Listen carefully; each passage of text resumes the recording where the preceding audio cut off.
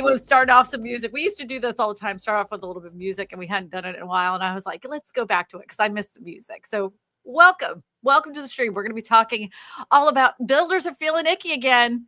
They're not happy because there's some tariffs going on there, and they're not happy campers. And then we're going to be talking about what's going on with the jobs market, because I always talk about the jobs market and how that affects the housing market in the future. It always does. We also have a very special guest, a good longtime friend of mine. Matter of fact, when I first got into the business, he was my first client that always bought little crappy houses all around Baton Rouge. They ran me around crazy, like for $35,000 houses. So without further ado, he is a mortgage lender. I forgot his new company. Ryan LaRussa, what is the name of your new company? Come on down, Ryan. Come on the screen. Yeah.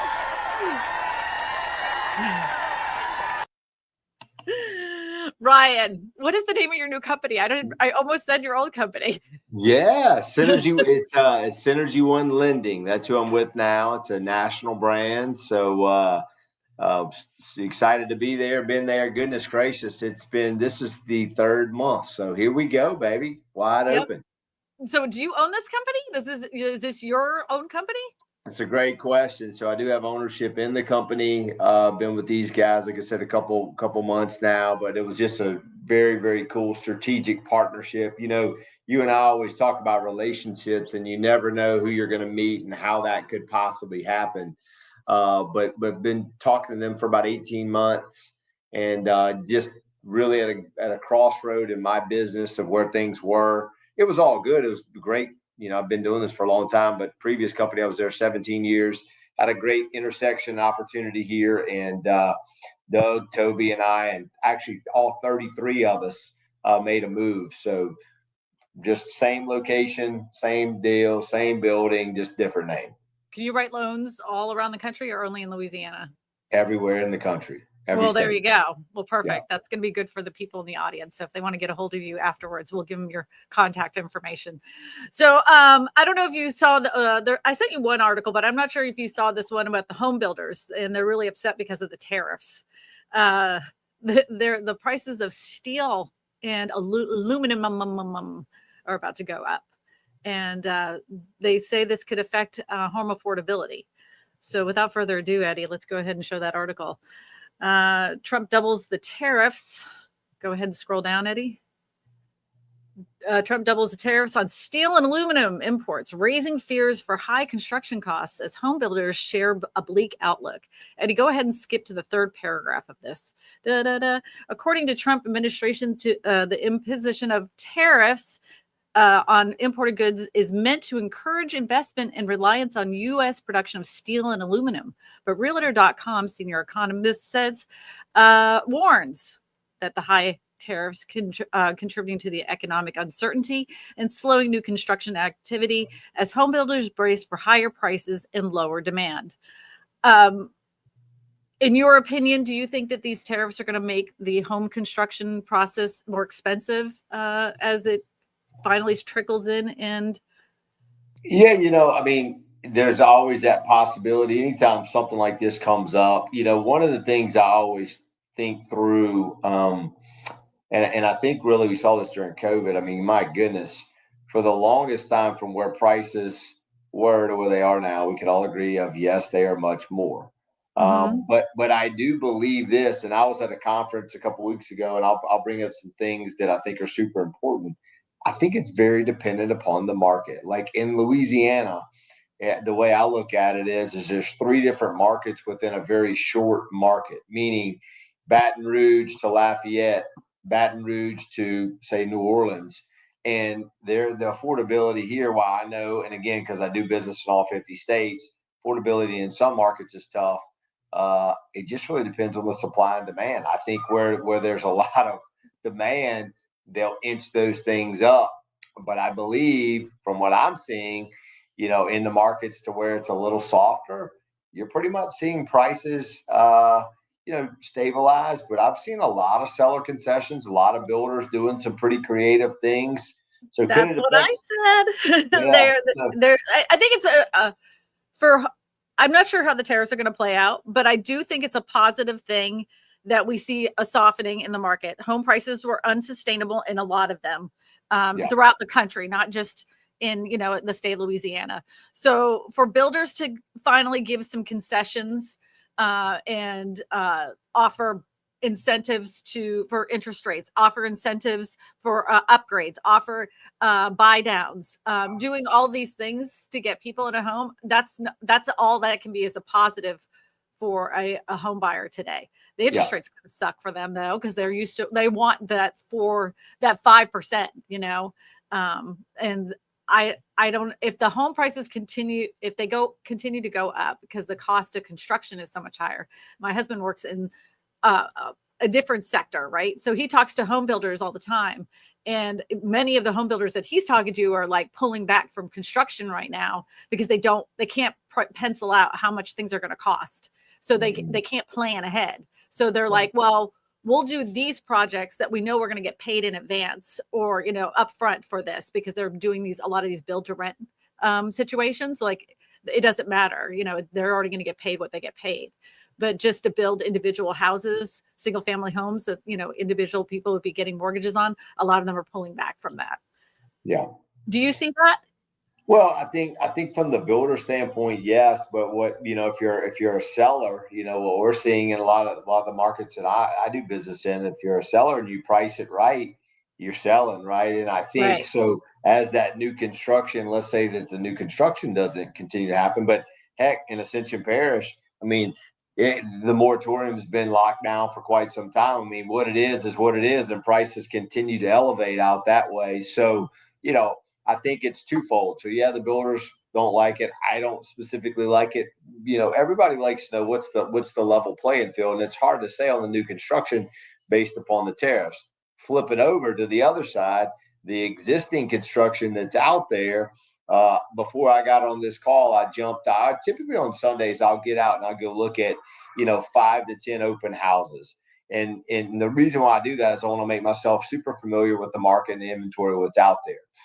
There's some really, really, really, really good stuff right now that I've been looking at for the last, call it 4 to 6 weeks, and kind of leading up before kids got out of school. And it's interesting to talk to the agents and even some of the sellers are like, look, they're willing to do what it is, whatever it takes to move the property because there's a need there. Buyers from my side that I'm sitting down and talking to are interested in making a move. And once you sit them down and show them the numbers, the hesitation goes away. So I think we got to kind of look at it from all different angles. Right now, builders might not be super excited because of what's going on, but I can tell you who is super excited is the sellers. The sellers that have inventory, they're willing to do whatever. So if I'm a buyer out there, I'm going to go in there, be reasonable, but I say go for the gusto. I tell them, you know what? If you make a seller mad, who cares? Yeah, swing for the fence. Swing for the fences, like go for it. Yeah. I want to say hello to Noreen Lawnmower, Debbie Brady, Eric the Blue, J.K. Rosser. Who else? Frank, the Peace Warrior there. Thank you for coming in. Anna is here, and Charlton Zimmerman. Yay! All right, we got a question that already came up. Lawnmower says, would a reduction of the number of builders cause prices to increase? I would say that if there's a reduction in the number of homes being built, I mean, there's going to be lots of home builders. That doesn't mean they're building. And we've seen the repercussions of lack of home building over the last 10 years and what that did to home prices. Yeah. There's lots of home builders. And after 2008, they were like, we're never going to do that again. We're never going to overbuild again. And because of that knee-jerk reaction, they're slow moving. And when you hit them in the money, they're never going to come back to that again. They're going to build exactly what they think they're going to sell the next year. Yeah. So, and the truth of it is a lot of I know a ton of builders, they're good buddies of mine and whatnot. And they're fearful not only of the other stuff, but one of the things that makes them super fearful of conversations is competition of, like, in my market, a DSLD or a D.R. Horton or something like that. They're like, Ryan, I've been building for 30 years. I know but I can't come in and compete with that house at that price point. It's very difficult because of the mass amount of production. Quality, definitely not the same, but you lose some really, really good builders out there that are like, man, the numbers are just hard for me to pencil, you know? I mean, so I think they're to that point of the question. Yes, I think you would, but you've been losing them for a long time. And honestly, we've all been suffering because limited inventory, more demand. You know, I saw this, Brad. I'm trying to figure, it's probably 3 or 4 months ago when rates hinged down about 0.25 to 0.375% pretty quickly. You saw a huge amount of demand flood the market really, really quick. And it's crazy. It does not take much, a quarter to 0.375%, and you just see this massive pent-up demand of folks get in the market. I think one of the things that we've seen here specifically, and some of the other markets too, is, my goodness, oh, rents are going to come down, the housing market's going to bust, all that crazy stuff. And that's just not the case. You do not understand simple economics. People have to have a place to live.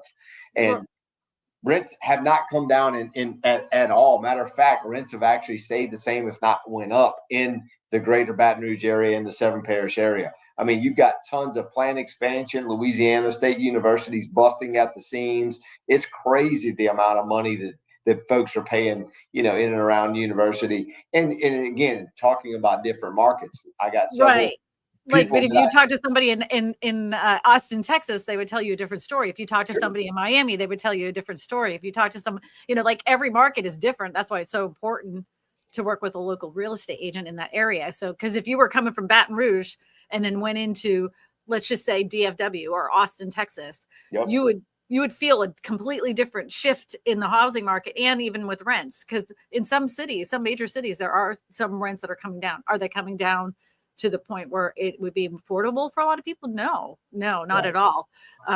There, you know, like according to, like, I would call them the doom and gloom guys, we should have been popped 50%. I mean, I saw them put that out 2 years ago. Oh, home prices going to drop 50%. They have not. They have not. No. So Charlton says, a question: with uncertainty with construction, will construction loans be harder to get, especially VA and construction loans?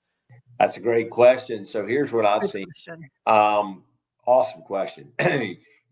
Most people think construction loan and they think local banks. Well, local banks are amazing at getting construction loans. Here's what I know, because I know a lot of people at the local banks and the local level. If deposits are low, construction loans are hard. They don't want to lend money if the bank is not getting deposits. The bank has to get deposits in order to lend money. Now, construction loans through someone like me, we can do construction loans through Fannie Mae and Freddie Mac. The difference there is that you've got to have it all up front. In other words, we've got to get all that information. A local bank has a lot more flexibility, or local credit union. So what they're looking for is for me to give you a takeout letter. So you go to your local bank, let's say, hey, local bank, I want to go build a house. I want a construction loan. You got to contact a lender to get a pre-approved letter or a takeout letter to give to that bank. What I've seen, if the bank's deposits are low, they are not excited about lending the money.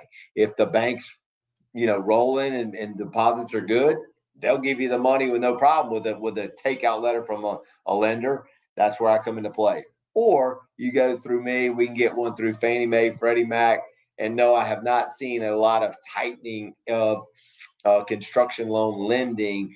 It is going to be dependent upon the sales or the comparable sales as to how aggressive they want to lend, though. That's kind of what we've been seeing. I want to know, I'm sure you've read that they're wanting to go back and privatize Freddie and Fannie. Do you think that's a good idea? After 25 years of doing this, I've seen so much of things like that. Do I think it's a good idea? To be honest with you, I don't think it's going to affect the day-to-day consumer of lending money. Because what happens on my side is you still got a lot of technology, but you still have an underwriter looking at that file. And the underwriter ultimately is making the decision truthfully. Most people won't tell you that. Say, okay, well, here's the guidelines. Here's what it says. True. But that underwriter could just as easily kill that deal or make that deal work, depending upon the story and how you put it together. That's what we see. Right. But what made it unprivatized in the first place is because they were doing really crappy loans for the individual, and they let it kept sliding through. So then, they had to regulate it. They had to regulate it. So I was wondering. I think what I lived through 2008. There was some we were working. You and I were working. We were working together. There were some things being done that had to get more in the box. I mean, that was a disaster. No question about an absolute disaster. I think you have to always have some guardrails in place. Can it go too far? Sure. But up to 2008, from 2000 to 2008, that was 8 years of disastrous stuff being done loan wise that should never got that. I don't want it to go back to being privatized. No, I think it's a recipe for disaster, in my opinion. I think I saw somebody say that. That's my personal opinion. JK says, do you think land prices may go up if existing home prices go down via interest rates? No. I don't think so. I do not think so. I can tell you right now, I probably every day or every other day at a minimum, somebody will call me and say, hey man, I'm thinking about buying a piece of land and putting a house on it and I'm putting a mobile on it, whatever. And I'm like, that's fantastic. I'll be happy to sit down with you and go through those numbers. Guys, you think it's, the land's only 45, 50,000. Well, have you done any infrastructure? Have you done water? Have you done electricity? I mean, it gets up there so quick. It is. How many improvements are on that land currently? If it's raw land, you're looking at a big price tag. Big price tag. Yeah. So I think the idea of, I can go buy a piece of land and do X, Y, and Z sounds great, but my goodness, it gets expensive quick. And that's money that you're just pumping money out. It can get up there very, very quick, bust the budget real quick. So somebody was asking about tiny homes, because I talk about that a lot on my channel. I'm going to let you guys in on a little secret. 183 people that are watching. This is just between me and you, right? I'm just going to let you know. I ordered a tiny home on Amazon. I'm waiting for it to come in the mail. I have a piece of land to put this tiny home on. I'm so excited. It should be here no later than the end of the month. That's the latest date that I've gotten for this home to come in here. I think that if somebody is looking for a way to get out of the rat race, that rent isn't too expensive, you can find recreational properties. Sometimes here in Louisiana, we call them camp properties, and you still be able to get to work and get yourself a tiny home. Do it. I say do it. You could save a nest egg of money for a long period of time because you're having such a low payment on this type of structure, right? Mm-hmm. And then later on down the road, I always suggest this, instead of selling that piece of land with the tiny home on it, rent it out. There's going to be, like Ryan knows, if you have a 1-bedroom house for a rent, it takes 2.5 seconds in this area for it to rent, because there's so many people that are single but want to live on their own, and they don't necessarily want to live in an apartment complex because they have a dog or whatever. That is an opportunity for you, a future opportunity. There's so many changes in life that people have, divorces or, whatever, and they just need a little place to live for a short period of time. And if you have that available for them, you now have an income producing property that allowed you to save money for, a few years for you to be able to buy your dream house that you wanted. I think it's a win-win-win. Yeah. A lot of people that are our age and older will literally poop on the idea. I've heard it over and over again, especially here on YouTube, that it was like, why are we telling kids to confine themselves to shoe boxes? And I'm like, why are you telling kids to stay at home for the next 10 years when they have an opportunity to spread their wings and do something, maybe not the way that you intended them to, but it's still them building wealth in a different way, maybe not the way that you wanted them to, but it's still doing that. Yeah. I don't know. I love me some tiny homes. Sorry, I had to go on a rant there. I'm good. That's good. But yeah, if you're looking for a piece of land to put a tiny home on, just make sure that you look in the area to see if you can do that, because some areas will say that you can't have a structure under 600 square feet.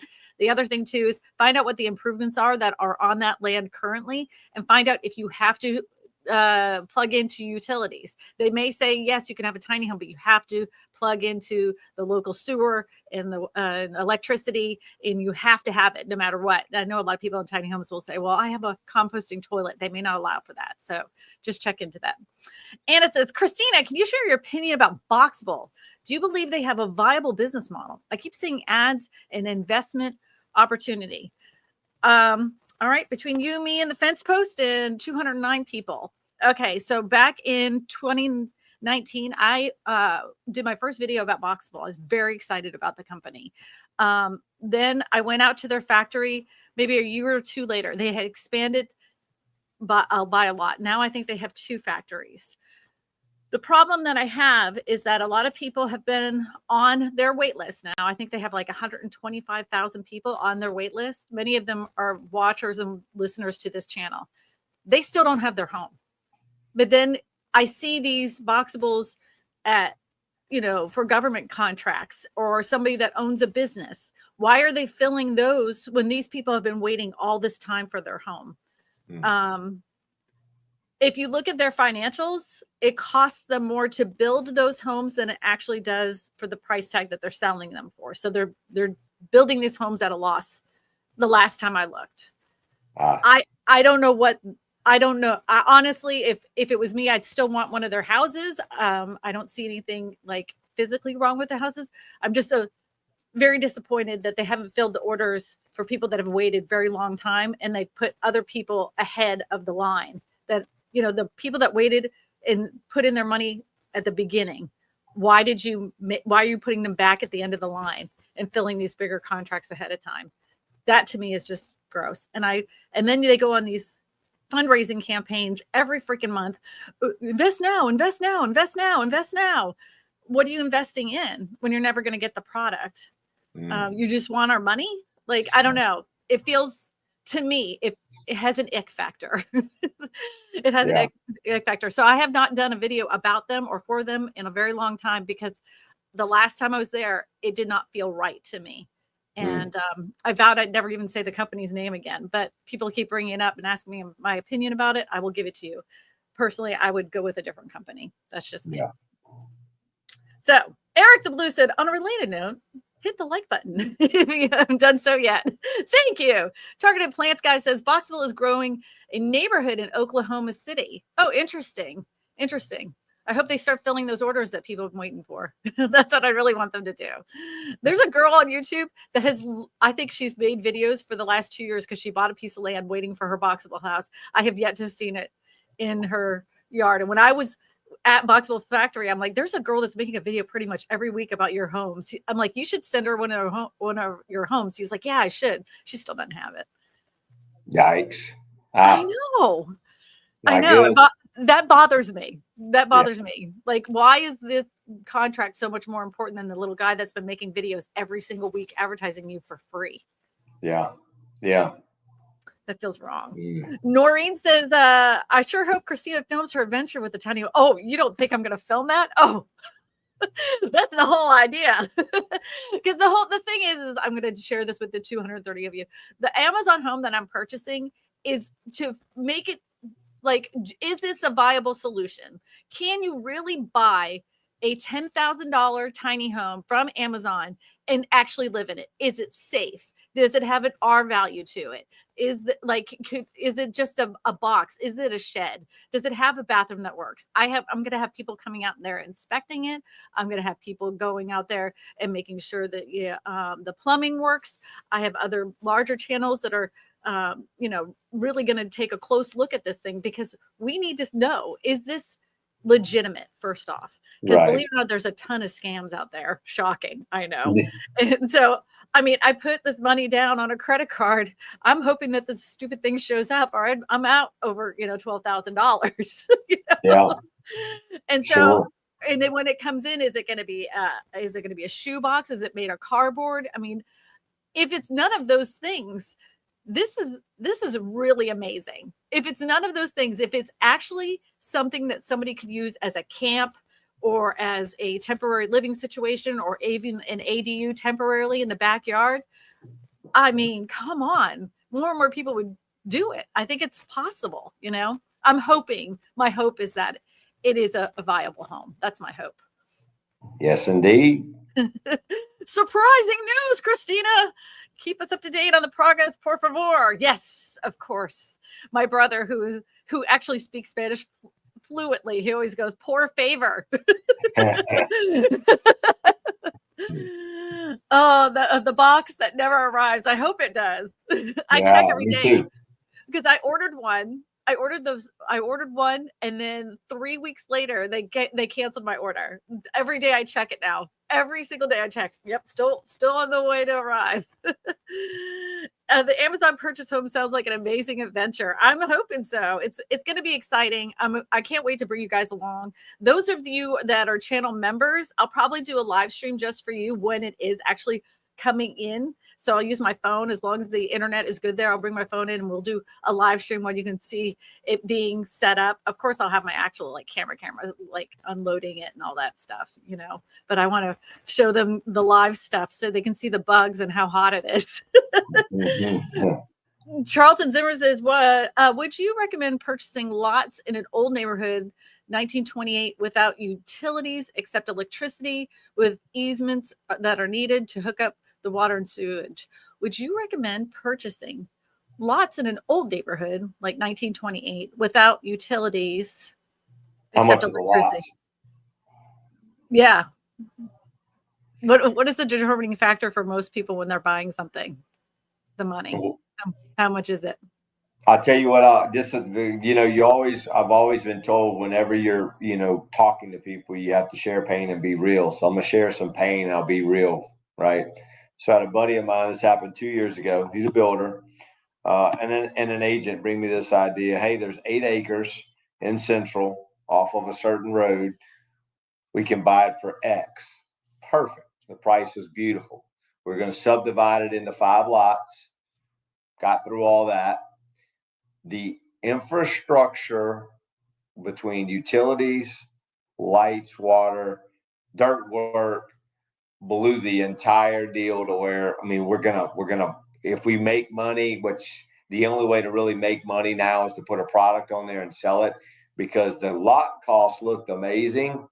The infrastructure, the dirt work, all the things that it's just super expensive. It is crazy expensive and what are you going to do at that point? You can't, there's a point of no return. The lot cost is one thing, but the infrastructure, from what my learning experience is, you better have it in writing, and we did. You better have it signed, and we did.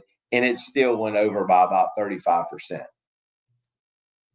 Wow. Yeah. And that's what happens with a lot of times when people say, well, those builders are asking too much for those houses. And I'm like, are they though? Because sometimes it isn't the house that actually cost them that much. It was getting that land prepared.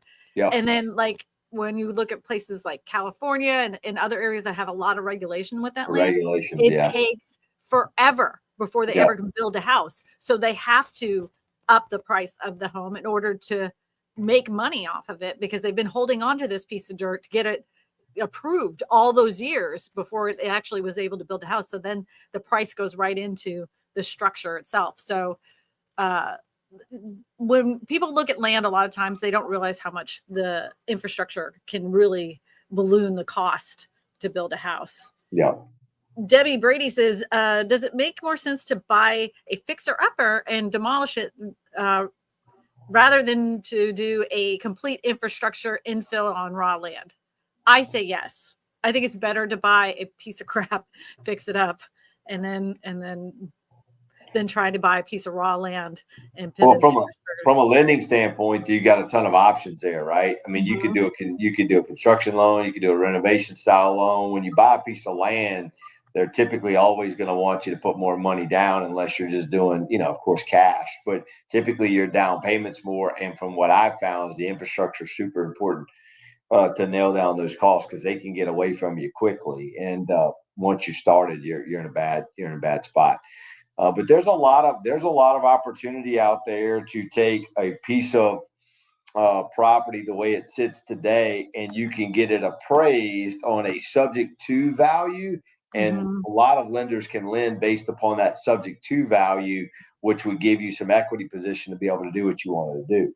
That's what I like to do. And when we're looking to buy property, that's what we're trying to buy it at. Maybe buy it, Kristina knows, buy it at a lower price, and then go in there and do some things to fix it up, and then let what's going to happen if you're going to keep it. Or, this is a big thing too.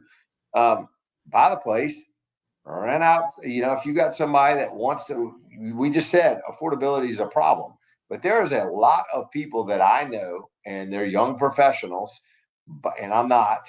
Let's clarify that I'm not. But they're no, we're not. We're getting them to start investing in real estate, right? They have some buddies that are doing well, and they're making it affordable for them. And then therefore they're saving up money so they can go do it for themselves. So, hey, look, I'm only paying Braden $850 to live with Braden, and I'm saving up in order so I can get enough nest egg to go use my first time home buyer. There's a lot of programs out there. You do not have to put a lot of money down. Now, I'm not going to sit here and say that the cost of the house is not more, but if you're being conservative, and then you can take what you save to go parlay that and build wealth for yourself. That's the important part. That first one's the scariest one. Once you've done that, then you've got the opportunity to have some leverage and let that real estate work for you, because the proof's in the pudding. I'm telling you, even when I talked to you, was a year and a half, 2 years ago, rates were over 8%. Oh my gosh, we're going to have this, going to be the worst thing ever. We're going to have values are going to get crushed. They didn't. And now you look back and values are still, that's consistent 3 to 5%. I'm not the doom and gloom guy. I'm the conservative guy that's going to tell you the truth. And that every single market that I've seen, if you work your numbers on that 3 to 5% growth, you're going to be it's going to be more, but just working on 3 to 5% a year. And you'll be amazed at what happens. You have a fan. Cool. J.K. Rosser says, first time seeing Ryan, this Ryan dude. Seems like he has a lot of value and information. Thank you, sir. Thank you. Thank you so much. Where's he from? He has a Southern slang. He's from Baton Rouge, Louisiana. Louisiana, same place as Smallhorn. I'm not from here, though. No, but you're here. Yeah, I'm here, but I'm not from here. I don't have that slang. I don't have that Ryan Russo voice. Yes, sir. Happy Sunday, Clark. Clark, the realtor, is out of Hotlanta, Georgia. Hey, Clark. So have you seen the job numbers, and what do you think that's going to mean for interest rates and housing prices and all those things? Because we were paying attention to that a lot back in 2008. Jobs numbers were terrible. Mortgage interest rates were low. Supply was high. What does this mean now? Yeah, that's great. That's great. Look, one of the things that I guess to my fault, I spend a lot of time analyzing and looking and watching this. Here's what I can tell you. I do believe that the job numbers are not correct. Every single month that they come out, a month or two later, you have this huge correction, right? And I'm just telling you what it is. I'm not saying which side of the party is trying to spin it which way. I do believe that you're going to see that those job numbers are going to be corrected once again. And I think this sets up for a late year interest rate decrease. That's, for me, good news for the consumer. Obviously, what happens, y'all, when rates, I hate to say y'all, but that's how I talk. When rates come down, prices are going to go up, right? And you're going to get back into that swing, which I really don't mind where things are now. Mid sixes is not, look, if they touch, if you see anything with a 5.875 or 5.9, that's not going to be good for the prices, because you're going to see prices continue to increase. And I don't think it increased a little. When we see a quarter of a point swing in rate, we see a lot of people get super focused on getting in. And when I say people, that goes from first-time home buyers all the way to investors, right? Last month and the month before that, we helped a tremendous amount of people just based upon the current market that we're seeing right now. So I think the job market and the job reports are off. They typically have been. They're not. What we need to understand as consumers is there's a major lag effect in that, right? So if you see something today, a lot of times that inflation that everybody keeps bringing up, yes, it's real, but it's taken time to get those things under effects. I do not believe that the market is as strong job wise as they continue to keep saying, oh, jobs are good, jobs are good. They come out in the next month or two and they're like, oh, well, we made a mistake and we were off by 50, 60, 70,000, number. That's not right. So let me just be clear, like just from what I'm understanding. So what you're saying is that you think that the jobs report is not as good as what they're showing right now. I've always maintained, and everybody knows in this audience, I always say the job numbers haven't been right in 2 decades. It's not. It's not. I've always said that. Doesn't matter who's president. They always kind of throw some glitter on it, like don't look here, look here, That's right. That's right. And so you're saying that you think the jobs report is probably not as good as what they're portraying right now, but you say that the effect of that, once they adjust those numbers, that mortgage interest rates could come down. Is that what you're saying? Yeah. Okay. Because it's going, so mortgage rates, just so we're clear, follow the 10-year treasury. Okay. Correct. The 10-year treasury's in the low 4s, 4.2 to 4.5's kind of been. When that 10-year treasury continues to dip down, you're going to see rates come down. But what's going to happen is you're going to see these numbers get updated, and it's going to set up for a fall late year interest rate decrease. Mm-hmm. I mean, that's going to happen. Now, when they say the federal funding rates, lower rates, that's not mortgage rates. Keep your eye on the 10-year treasury. When the 10-year treasury gets below 4%, you'll see mortgage rates going to come down.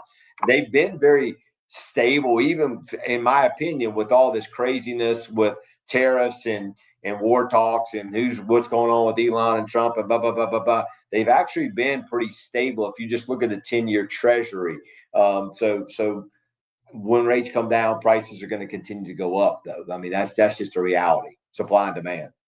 This is my signal right here. Eddie wants me to go ahead and go to a phone call. If you guys want to leave a message for me, it's my AI, Kristina. It sounds like me. She's a little rude, though. She'll try to talk over you.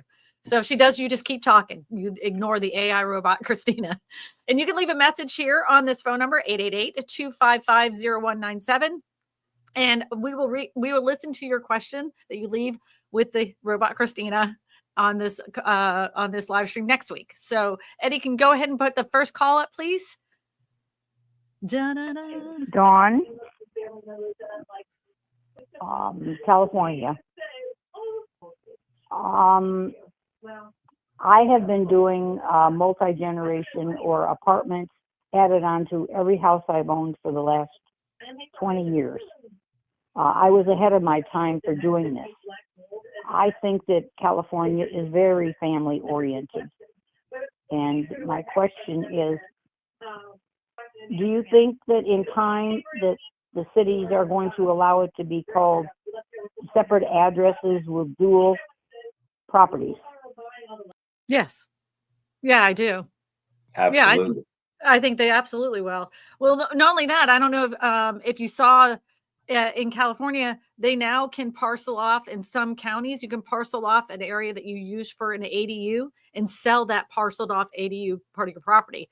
I don't know if you want to do that, because what happens is now you got someone in your backyard that has their own separate address, right? I mean, I don't know if you want to do that, but I think, yeah, absolutely. I think they will do that. The problem will be trying to get it with the actual the mail service, right? Because my Ryan knows I have a house that has 2 houses on one piece of property, and it was just so happened for some reason they had skipped a number on that road, so both of those houses have their own address. I was very fortunate because of that. Yeah. There's allotted numbers for each road. So that could be the problem, that the sticking point. So I don't know if they'll do like property A, 1, 2, 3, property A, 1, 2, 3, property B. Maybe that's how they'll do it. But yeah, I definitely think that they would, if they're planning on selling them, they're going to have to give them their own separate address. Yeah. Yeah, and from a financing standpoint, sometimes that can get a little tricky, but I mean, yes, I believe the same thing. Absolutely. So, yeah. So what she was saying, Debbie wanted to know wanted me to repeat that. The woman was asking if they were going to do more buildings or structures on a piece of property, would they get their own separate address? And do you think she was asking, do you think it's possible that they would give them their own address if they were to put an ADU or some other structure on that piece of property? And I say yes, absolutely. Yeah. I do. The Peaceful Warrior says, a lot of people who I worked with are quitting their second job. I only have one job since the pandemic. I'm glad. I'm happy that you were able to do it on one job. Some people can't help it. Man, they have to do two jobs. Some people's jobs are like, they have one job, they do like gig work.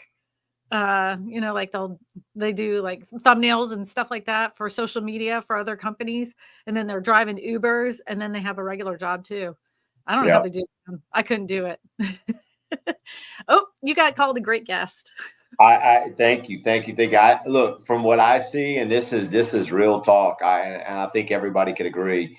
When I'm looking at someone's credit in today's world, it is frightening the amount of debt that people have. I was literally left church a little while ago.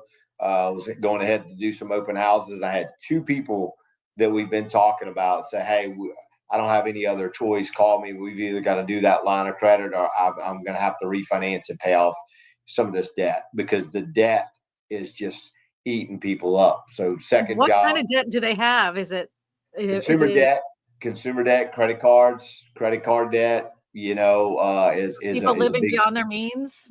It's not like student you know, loans.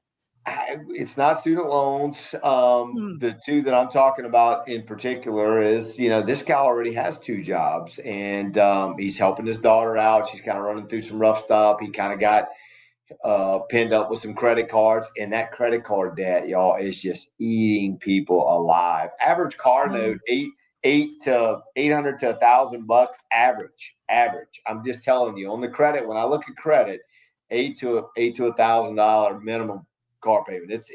And so you couple in life and just the way that folks are living in today's world, it's expensive. So everybody, tell me how much your car payment is, because maybe I'm delusional. How much is your car payment? I want to know how much to put in the chat how much your car payment is. JK says my hometown of Chula Vista, California does separate addresses for new ADUs on the same property, most likely for tax purposes, of course. Yeah, absolutely. Yeah, we know how much yours is, Eddie. Eddie typed that in. My car payment is zero. My personal car payment is zero. I bought my neighbor's car cash, $329. Yeah, I've heard people 800 back in 2021, 2022. 349, 523. Good. Yeah, like I'm interested. No car payment. I'm telling you. I've seen, I know, I've heard somebody tell me their car payment was $1,500. I'm like, yep. That's insanity. Yep. Is it that they had a car and it was underwater, or is that what happens? Is that how they get that high? No, but I mean, look, go price out like your audience here, and I'm love that. That makes me super excited. But go just price out a normal, hey, F-150 truck. You just go look at an F-150 truck. They're not what they were 4 or 5 years ago. And, well, that's why we don't have that. Like, yeah, I'm not that, like, I would, Eddie would love a truck like that, but I'm not gonna buy it for that price. I'm like, you can buy a house for that amount of money. I'm not doing that. That's stupid. It's crazy. And then the gas on top of it, and then the maintenance on top of that, and the tires and all that stuff. Nope. Yeah. A lot of vehicles are $85,000. Yeah, I know. Like, I think the average cost for a vehicle right now is like $55,000. Isn't that right? Mm-hmm. It's crazy. Stupid. This man right here was buying houses for $35,000 in 2008. Yes, I was. Yes, I was. Thanks to Kristina Smallhorn. Oh, you guys ran me around ragged. I quit taking your calls. Yeah, but we bought them. Yeah, you did buy them. Yeah, you did buy them. Brian says my car payment is to my dad for my grandma's car after she passed. I've been paying him $100 for the last couple of years. I've been done at the end of the year, but my situation is so unique. Yeah. Yeah. And my daughter, her first car was my dad's truck, so she didn't have that. Then she started working. She said, I want a new car. And I said, well, then go buy a new car. She bought herself a new car, but that's on her. And it was an economic, it was very economical for her. She's, running that thing crazy. The thing is that she realized the power of having good credit now, because she's 22 and she went to go get her first apartment. And they were like, well, we have to run your credit report. She's like, okay. And then they ran it and they called her back in like 20 minutes. They're like, oh, you just come on in. We'll waive that fee. Just come in. You're golden. Absolutely. And she's like, I am so thankful that I have this credit and everything, and that you taught me that. Yeah. Like, I got her that first bank account. I told her how to build her credit. And then I made her put that car in her name, because they were like, oh, you should, have your mom co-sign on it. I'm like, no, she should put it in her name. And she did. And now she has her own credit, and it's good credit. And she's like, I'm so thankful for that. Yeah. So, hey, I want to speak to that, because I think this is super important, right? Look, life happens, and I see credit all day long, every day. And the ones that of us on this call or on this deal that have great credit, fantastic. The ones of us that do not, there is hope out there. Like, a lot of people in my arena do not want to take time to help people to do that. And I'm not going to be out there like, hey, I'm the credit guy. But I've looked at enough credit in my life over the last 25 years that sometimes it's very easy fixes. And so we just need to put somebody back on the right track really quickly, because it doesn't matter if you're buying a house, you're getting a line of credit, you're buying a car, you're getting an apartment. Everything you do, you're paying much more than you need to, because of something that could simply be fixed. It could be as easy as something being deleted off your credit that you weren't sure that was there. There's so many things out there that it's just taking time to do what's right. And so if you do what's right, you get what's right. And I'm a big believer of that. I help people every day that they couldn't really buy, or I tell them, hey, you're not ready to buy a house. You need to go save up 6 months, have a reserve nest egg, go live with a buddy, whatever you need to do to get yourself in a position to be able to build wealth. Because ultimately, if you're able to get yourself in that spot, you're going to be so far ahead of everybody else. So don't look at it as a bad thing. Think, well, look, we've all been there, done that, but credit is so important. They don't teach that in school. They don't teach budgeting and credit. And look, I'm 46 years old, been doing this game for 25 years in the mortgage business. I still do first-time home buyer classes, because I know that that's part of my vision, mission, and purpose, is to give back what I've been blessed with. So don't look at that if you're thinking, my gosh, I've messed up. There's a lot of folks that have. But if you do what you need to do, it doesn't take long to get back on the right track. And that's a fact. It could be some simple tweaks to get you moving back in the right direction. I have a friend that says small tweaks make for big peaks. Yes, indeed. Yes, indeed. JK says, Christine, any updates on the numbers of foreclosures in the United States? Yes. Matter of fact, we talked about this a couple weeks ago. Foreclosure numbers are in southern states are lead to the highest number in the foreclosures, but this is the highest numbers since when? Like, if you were saying, have they increased? Absolutely. Have they increased since 2021? Yes, absolutely. But they're still not at the numbers that they were before the pandemic. We still haven't reached those numbers yet. Yeah. So don't, like, those headlines that say, oh, we have record numbers of foreclosures. Hold up. Record foreclosures for when?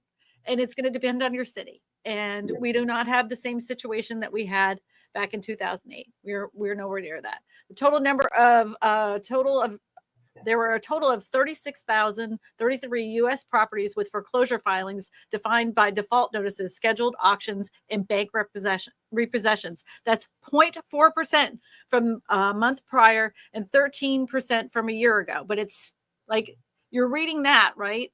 But it's still not at the numbers that they were prior to the pandemic. So, don't worry about it.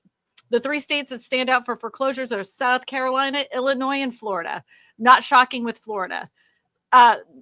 Like, in perspective, a lot of the problems that go on with Florida is because of the insurance rates. And there was a lot of storms that came through. Some people couldn't afford their deductibles. They can't afford the taxes and what's going on right now with the taxes and insurance rates. So you're going to see a few of those people hit into the foreclosure, especially with condos. The special assessment on condos. Saw a girl the other day that she, because I watch on the Tiki Talkie, and on the Tiki Talkie, they said the girl was like, they had a special assessment after I moved in. 2 months later, I got from the HOA $30,000. I didn't have $30,000, so now she's short selling her condo to get out of it. Yeah, condos are it's a big deal down here too. I mean, you have a lot of trouble with insurance, and are they approved by Fannie Mae or Freddie Mac or even FHA? FHA, that's the one. They're hardly ever approved by FHA. No, they're not FHA approved. I had one yesterday, and this was cheap, but the condo was $275. The HOA was $275. Most of the condos for $170. I closed one about 3 weeks ago. It was a first time home buyer, like $200,000 deal. But the HOA was $300 a month, which that's pretty steep, because if they start there, we know they're not going down. They're only going up. So, we just got to kind of go through it and let them know what they're getting into. But this was a single gal, single lady, and she felt safe there. That's where she wanted to be, and that's right for her. But that's a big deal that I see that not a lot of people think about when they're looking. I just want a condo. Well, special assessment's big. What are the HOA fees? And are there any litigations going on right now that could really throw that thing into a whole nother? So you need to know that. If you are looking at a condo, you better ask those questions. Or are there any pending litigations against that condo? Because that could really make a bad investment quick. And your realtor should be knowing that too. Your realtor. And that's like we get listings all the time. And they'll say, the condo's approved for FHA, VA, like they'll put the real estate agent, the listing agent will put that all in there. And then you'll give an offer. And I'll be like, oh yeah, they want to go FHA. Oh, well, this isn't approved for FHA. You put it in the freaking MLS like this. I would have not wasted my time, Right. Call ahead of time, especially when you're looking at condos, to find out with the type of loan that you have, will it be approved to be, if you're interested in it, like find that out ahead of time so you don't waste your time looking at a property you can't even purchase. Frank Brock says, I disagree with Kristina. We have a crash coming in hot. Crash. It's going to happen. It's in lock. Take it to the bank. All right, Frank. I'm not saying that it's not possible. Anything is possible. The reason we brought up the jobs numbers earlier is that I believe, and Ryan can put his own 2 cents in here, if we have a tumbling in the jobs market where more and more people are getting laid off, then you see a trickle effect of then they can't start paying their mortgage. And then once that happens, a lot more houses go up for sale. And once that happens, people become more desperate and they will drop the price of their house. Then it's possible then. That's how I see a crash coming. That would be the only thing. We have huge amounts of people that can no longer work, meaning that they can no longer pay their mortgage payments. And so then they have to sell. That's the only thing I think. That's how I think. What do you say, Ryan? I say that no possible way that that's going to happen. Here's why. The average, check me on this. Beginning of the year, the average nationwide home equity position. Take a guess at what you think it was. Oh, I realize there's a lot of people that have an equity position, right? 300,000 was the average. So right. Here's what I believe was going to happen. And again, I've lived through some crazy stuff with hurricanes and crazy markets, 2016, 2008, 2012, been through some crazy stuff. I think you have so much money built up on the sidelines right now with these different investors that they are going to, people have to have a place to live. And so major correction. What would you call your major correction or my major correction? It's going to be totally different. It's the reason why an 08 happened is because of everybody was leveraged to the hilt. I mean, like literally because of the loans that were done for about a 15-year period. That's been completely erased since 2009 or 10 with Dodd-Frank. So you've had another string go the opposite way. And I just believe, just like this guy that I was talking about that I talked to after church, he bought this house 4 or 5 years ago. He's sitting on $80,000 of equity. Okay. So he would like to stay there and do what we're talking about doing. But the likelihood too is like, if the pain gets worse enough, he could drop his price 15, 20,000, still walk away with 55 or 60,000 and be happy. And so I think that we're not looking at the economics of equity position that people have. When people get in trouble and they get desperate, they do what they got to do to make it work. But there's not going to be this huge tumble of price. That's where I go. It's like, yes, there's a tumble in price if you have zero equity, but everybody has equity, unless you just did something crazy, like you've been mismanaging of your funds. That's a different deal. But the masses, 70 to 80% ish, they've got tons of equity. Right. But if you bought at the height of the market in a place like Austin, Texas, where they have a lot of new home construction in that area, and they're still continuing to build, now you're seeing a correction in Austin, right? Now, a lot of those people don't have the equity position that you're talking about. They bought in 2022 or 2021, and now they're watching their equity position just drift away. Not every market's going to feel that. There is some markets that are going to correct more than others. Different markets will correct, but I did see even in the pandemic, when we were closing 50 or 60 loans as my little small team, which was bananas. We average about 15 to 20 loans a month. We were doing 50 to 60. A lot of those loans that were being done, and I know because I did them, people may have been paying top premium price. But at that point, it was crazy the amount of money that people were actually putting down and pulling from different places. So I agree, but I don't think it's going to be to the extent of this crash. Maybe we'll see. But it was supposed to crash when rates were at 8%. Let's say that rates stabilize here at 6.5%, 5.5% to 6.5%. What's going to make them crash? Jobs. You know, people do get embarrassed though. Like, even though they may, like you even saw this in 2008, they had equity in the house. They lost their job. They were too embarrassed to say anything. Yeah. So, I mean, yeah, but we got a comment here. It says, in my last video, they were talking about, I was talking about Airbnbs run, and then his area, he was saying, I see firsthand how Airbnbs ruin mountain towns housing for seasonal and year-round workers. Many cannot afford housing. Every little bit helps. Regulate Airbnb. I'm not saying not to regulate it. What I was saying is that people say that's the solution to the affordability crisis. If we made all the houses that are currently Airbnbs, then we wouldn't have an affordability crisis. That's what people have presented to me. That's just not the case. If you were to flood the market with all the Airbnbs and made them, for sale, that would not affect affordability that much. And maybe in that little tiny town, it would. And I'm not saying that you shouldn't regulate it. Absolutely not.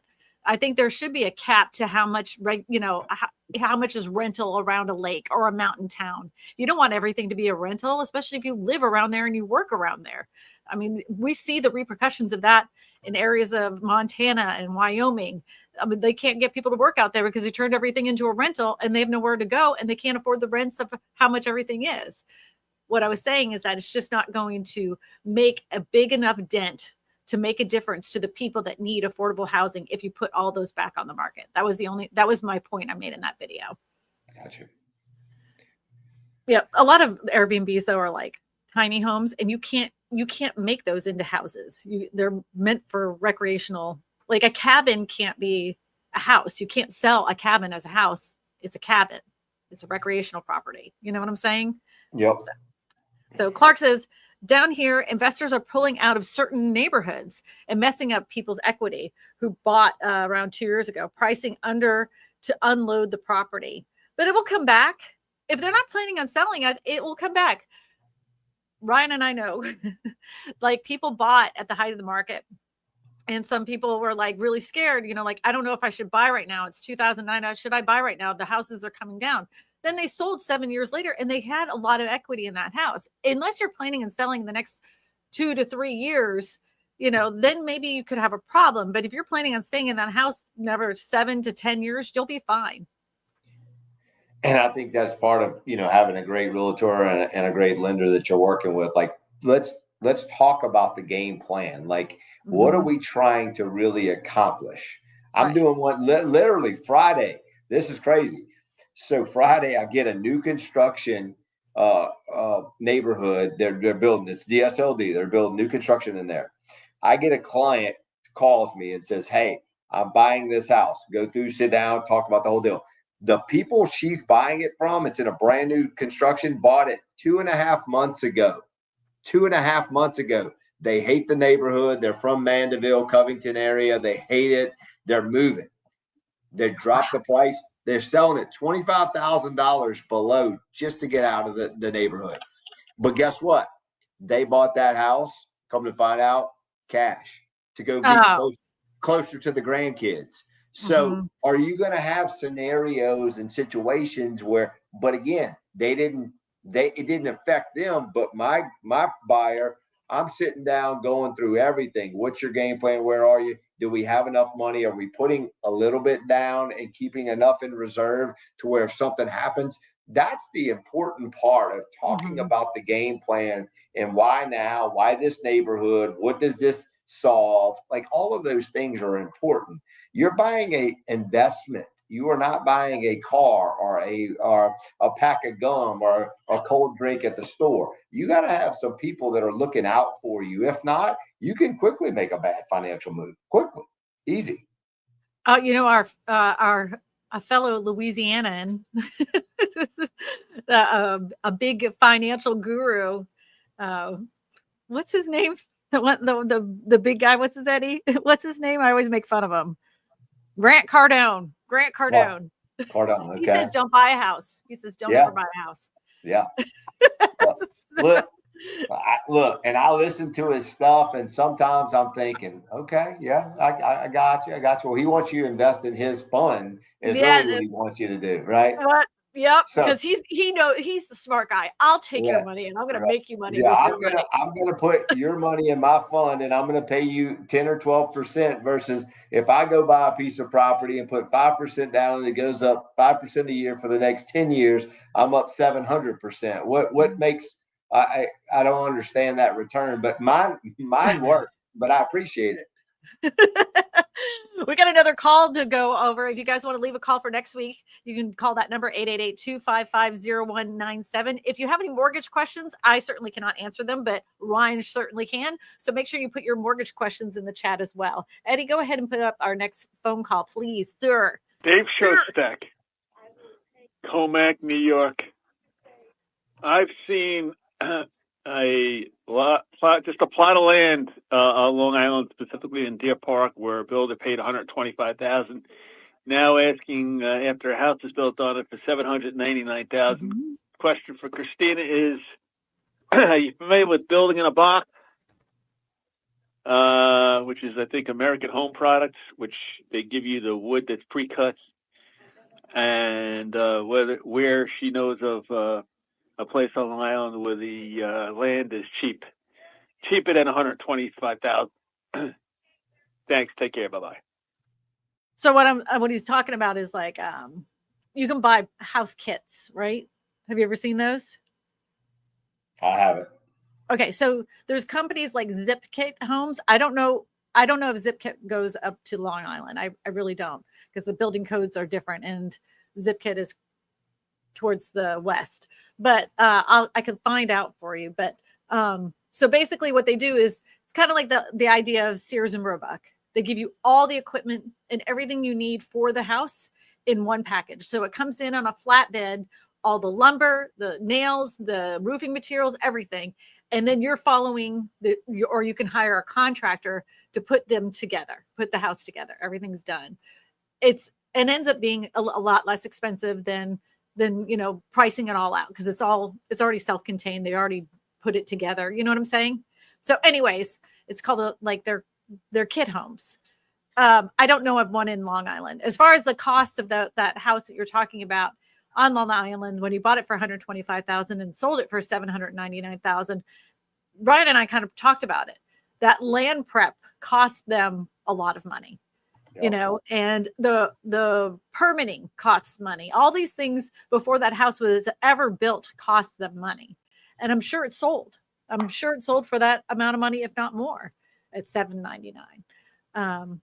And I'm not a real estate agent in Long Island, but I do know agents out there. So if you're looking for a real estate agent, go ahead and reach out to me on my website, KristinaSmallhorn.com. Make sure you hit the pink button, fill out the form, and I'll get in contact with you, and I'll set you up with a real estate agent in your area. Yep, that's it right there. Hit the pink button. Helen says, question, if I have a perfect credit score, and I have no debt, can I negotiate a lower interest rate? For example, if it's 7%, can I ask for 5.5%? Sure, you can.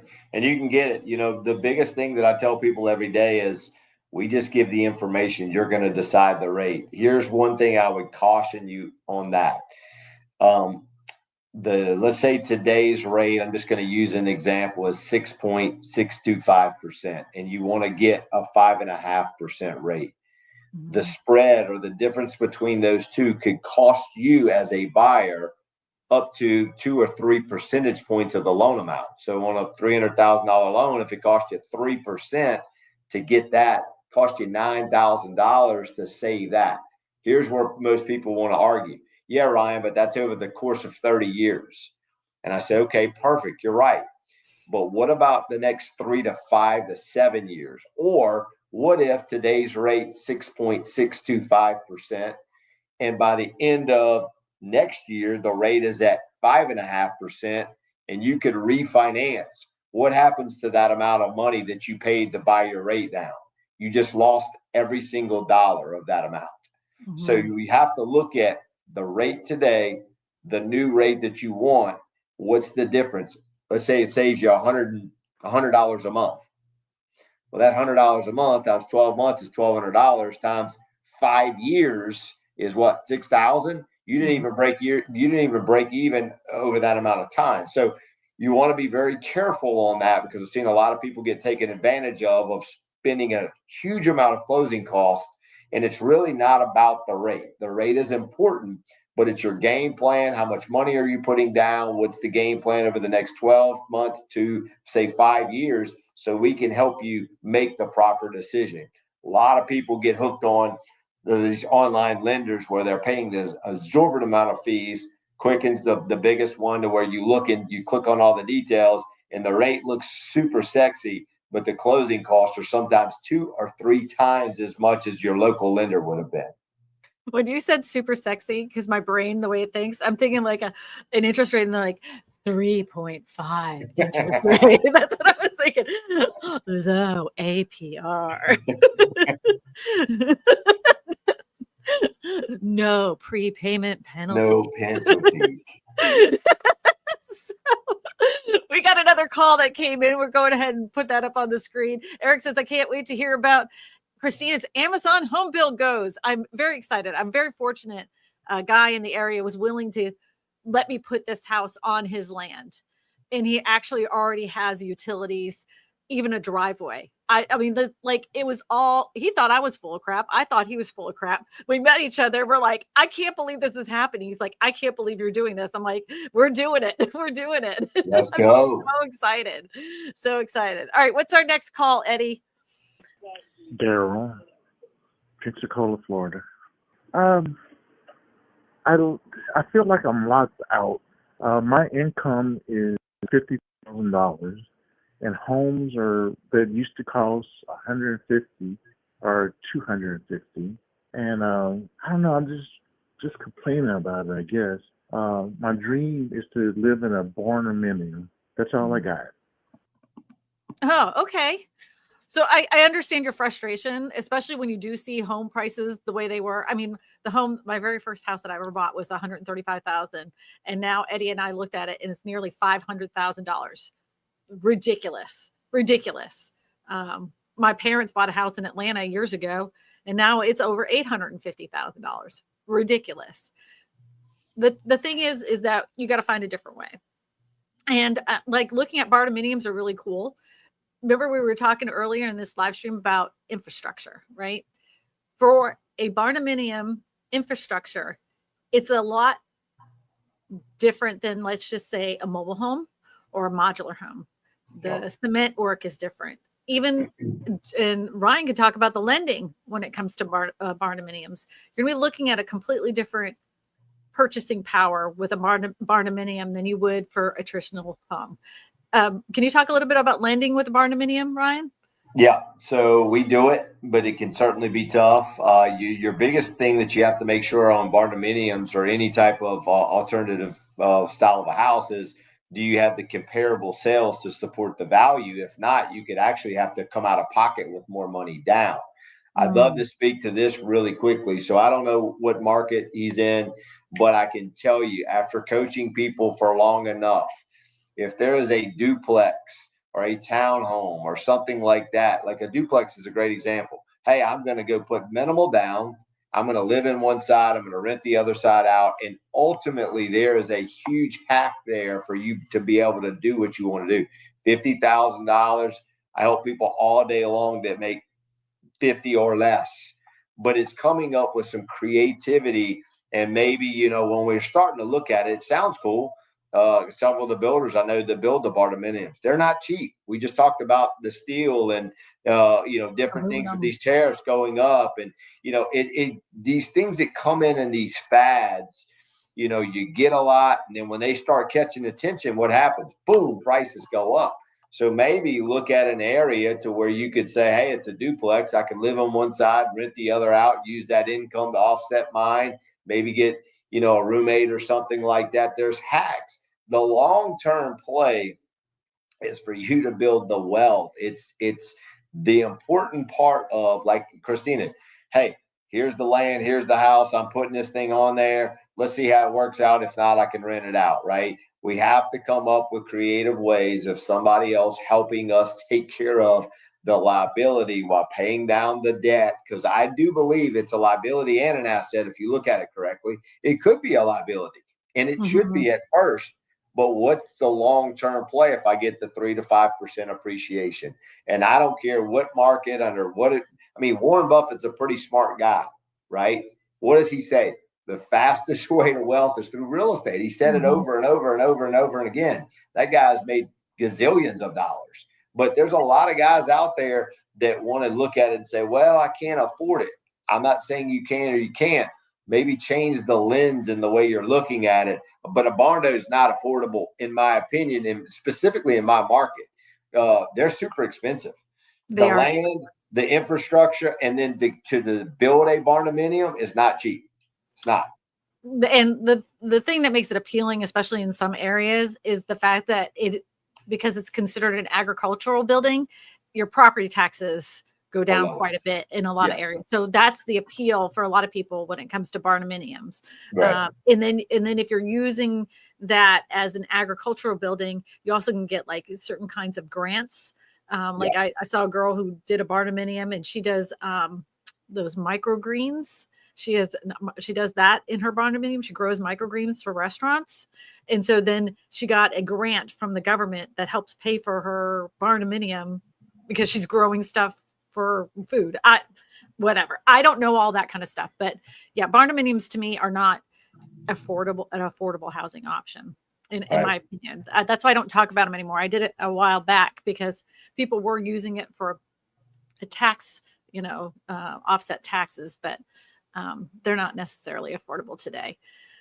Marcus says, question, is there a limit to how much you can buy down your rate with a seller credit? And if so, why? That's a great question. So right now, as much as 3%. So if today's rate, let's call it 6.625 is today's rate. Mm-hmm. If you get the seller to pay closing cost, you can use that to buy the rate down as much as 3%. So you could go all the way down to 3.625 the first year, 4.625, 5.625. And then it would stick at whatever the rate is. So that's one option. That's called a seller paid temporary buy down. Seller paid temporary buy down. The seller also, the buyer can buy the rate down, the seller can buy the rate down. The closing cost concessions depend upon the type of loan that you're doing. So let's say Kristina has a buyer, if she was selling real estate, that's putting 10% down or 20% down on a conventional loan. The seller can actually pay up to 6% of closing costs. If they're putting 10% down or less on a conventional loan, seller can only pay 3%. So it's very important to negotiate that with the realtor and the lender that you're working with to figure out what the hot button is. That's why we do all those things up front in the pre-approval process. But that is important. If you didn't know that, then you could leave money on the table or not negotiate the best deal. If it's a government-backed loan, such as an FHA loan, rural development loan, VA loan, seller can pay up to 6% of the closing cost. So you could buy the rate down pretty substantial. And people always ask me, well, how much is the rate buy down? Well, it depends on the market that day. How much, what the stock market's doing, what the bond market's doing, the difference between what we would call par interest rate, which is you're not paying any points, or to buy the rate down. That's going to depend on what's going on that day. I'm glad you're a hand talker like me. I get in trouble for it. Sorry. I had somebody email me that said, Kristina, stop talking with your hands. You know, like Yes. she had this whole paragraph on how distracting it was. And my response to the email, all I wrote was no. Send. No. part of how we roll. Yeah. Kathy has a great question. It says, question. We bought a farm in Kentucky, had it surveyed, and we are selling it to our sons. Is this a collateral change? Can the lender do it, or do we need a lawyer? So are you wanting to sell it for less than the value of it? Is that what you're trying to do? I've never heard of collateral change. Have you? Did you finance it, or did you just buy it outright? I mean, there's a lot kind of within inside that question. Yeah, there's a lot of moving parts. We need to know, like, are you selling it to your sons for less money? Do you have a mortgage on it right now? But when in doubt, always hire a lawyer. Wow. Yeah, when in doubt, always hire a lawyer. Muddy Sneaker says, ever considered a collaboration with the Real Estate Mindset, which is Mitch V, and discuss property tax law they have going on in Texas? I spoke to him one time. I don't think he likes me. So I don't know. I don't think there's an opportunity there for collaboration. I don't think he likes me. I think he thought I was selling courses to people online, and I was selling courses to real estate agents, not to, consumers. My information here is free. And he was implied that I was selling stuff to people and scamming them. And I gave him a call and said, that ain't happening. That wasn't me. I don't know what you're talking about. So SB says, I love the no. Yeah. Somebody told me a while back, no is a complete sentence. And so I use that a lot. No explanation, no backstory, just no. No. No. Kathy says, yeah, we're selling it for less. Yeah, I would just, just to clear everything up, I would talk to a inheritance or somebody that's a financial advisor and an attorney on that one. That's what I would do. So that way you're doing it the right way. Yep. So anyways, Ryan, I want to say very special thank you to you for spending your day with us. If you want to come out here again, I'm sure everybody in the audience would love to see you again. How can they get a hold of you? Eddie's going to go ahead and throw it on the screen. Yeah, sure. I'm with Synergy One Lending here in Baton Rouge. I'd be happy to help. That is actually, y'all, that is my number. So that will ring directly to me. And whatever I can do to add value to you and Eddie and any guests that you have, I'd be happy to. I'm just honored that we had the time to visit today. Thanks so much. Yeah. Well, perfect. If you want to get a hold of me and you want to get a real estate agent in your area, I can find you somebody throughout the United States. You just go to my website, KristinaSmallhorn.com, click on one of the pink buttons, fill out the form, and I will get it to you at my earliest convenience. I've had some issues with my email, but we've gotten those repaired. If you had sent me an email last week and I didn't respond to you, go ahead and give me another email again. That would greatly appreciate it. If you want to listen to this as a podcast, you can go to anywhere you listen to podcasts. Go to Kristina Smallhorn, Real Estate for Everyone. This podcast itself will be on there tomorrow. Eddie always uploads it first thing on Monday morning. Thank you so much to our moderators in the chat and keeping the chat clean. And thank you everybody for the really cool questions. And I'm glad I got to share with you my Amazon secret. Over 200 of you now know the deep, dark secret that's happening on this channel in a month or so.